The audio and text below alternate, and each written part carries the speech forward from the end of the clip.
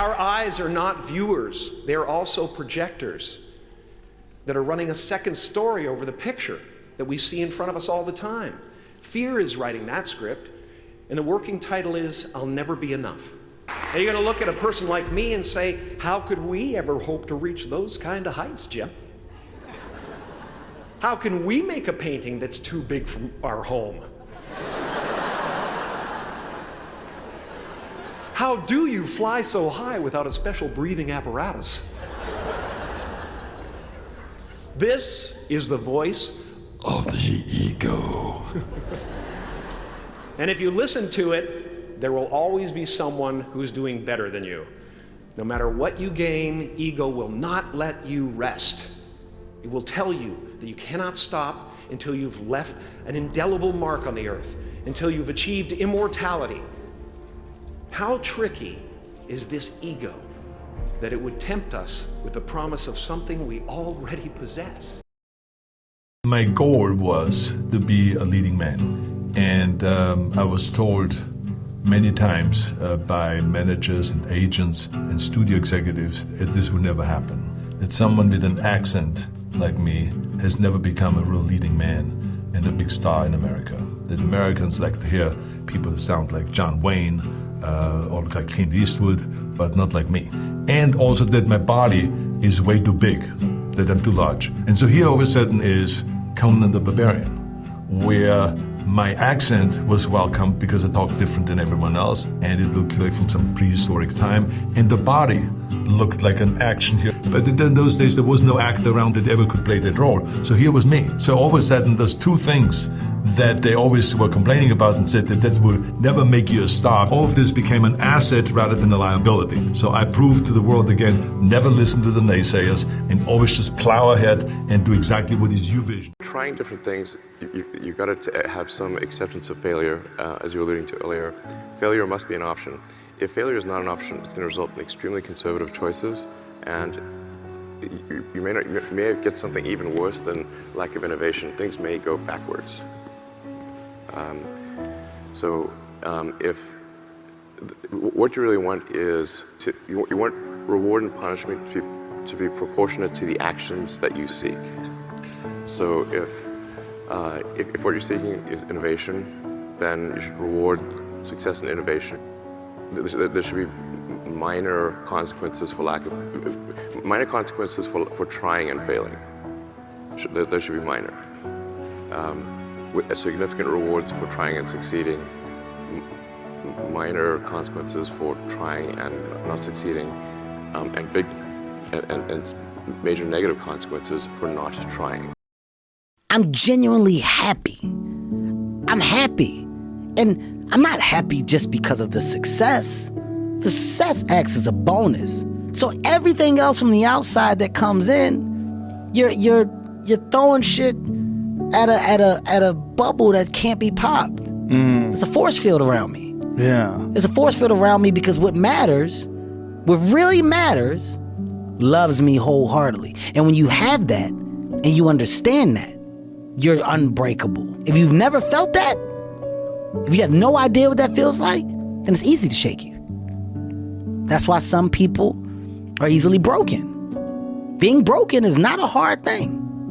It's not a hard thing. So those that do get broken, those that do get down, those that do get depressed, I understand. What I also understand is that the encouragement that can come from so many can add value for those that may need a little push. And I was just talking about how important it is to share positivity in times like this. That even if you think you're sharing just the facts, at times like this, we have enough facts. It's encouragement and positivity that's the best thing to share. So words of encouragement, 19 hopeful messages. For every one factual message that you decide to push through. I think at this stage there's very few human beings left on the planet that are not aware that there's a thing called coronavirus, are not aware that it turns into a disease called COVID-19 that has a significant effect on the older and the weak lung people in our civilization. So messages of hope are far more important, unless of course you're a doctor. But for most of us as leaders, it's helping people to reconnect to the future and remember that there will be a time beyond this, that the world has not come to an end. And I was just talking about how important it is to share positivity in times like this.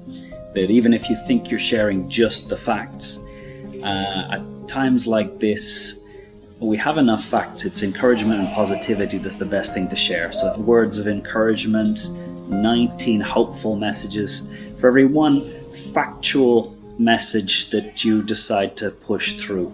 I think at this stage, there's very few human beings left on the planet that are not aware that there's a thing called coronavirus, are not aware that it turns into a disease called COVID-19 that has a significant effect on the older and the weak lung people in our civilization. So messages of hope are far more important, unless of course you're a doctor. But for most of us as leaders, it's helping people to reconnect to the future and remember that there will be a time beyond this, that the world has not come to an end.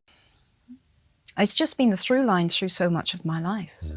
And so when I look at back at the books, I can remember where I was when I wrote all these 17 years I spent with those characters. I was in a very precarious situation for a few years. I was probably as poor as you can go without being homeless in the UK, which is not to say that friends and family didn't help me, because they did. But, you know, it was tough. I was working part-time. The law at that time was you could earn up to a very small amount a week without forfeiting housing benefit, which was the thing that was keeping us homed. So I worked up to that amount. I had a clerical job in a church at one point. So and then I was teaching, but we were still existing partly on benefits. I couldn't wholly support us. And then the miracle happened.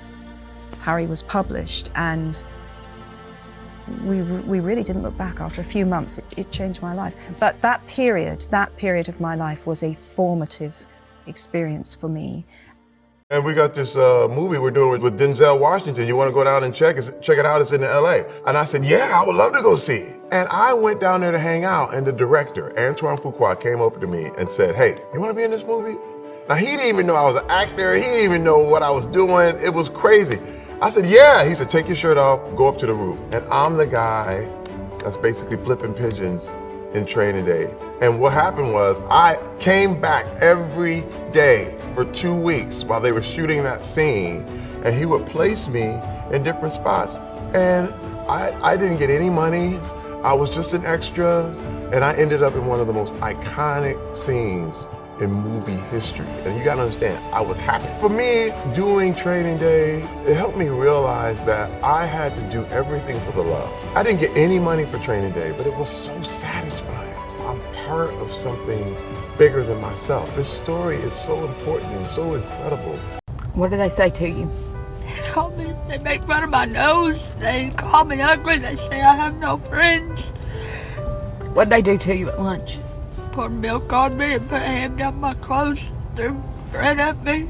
Is it just you? Yep. Or is it other kids too that feel that way? Say it's other kids too. How's that make you feel? I don't like that they do it to me, and I for sure don't like that they do it to other people, because it's not okay. People that are different don't need to be criticized about it, because it's not their fault. But if you are made fun of, just don't let it bother you. Just stay strong, I guess. It's hard. But it'll probably get better one day. One evening, a gentleman came to our house and said, there is a Hindu family with 8 children, have not eaten for a long time. Do something for them. And I took rice and I went immediately. And there was this mother, those little ones' faces, shining eyes from sheer hunger. She took the rice from my hands. She divided into 2 and she went out. When she came back, I asked her, where did you go? What did you do? And one answer she gave me, they are hungry also. She knew that the next door neighbor, a Muslim family, was hungry. What surprised me most, not that she gave the rice, But what surprised me most, that in her suffering, in her hunger, she knew that somebody else was hungry.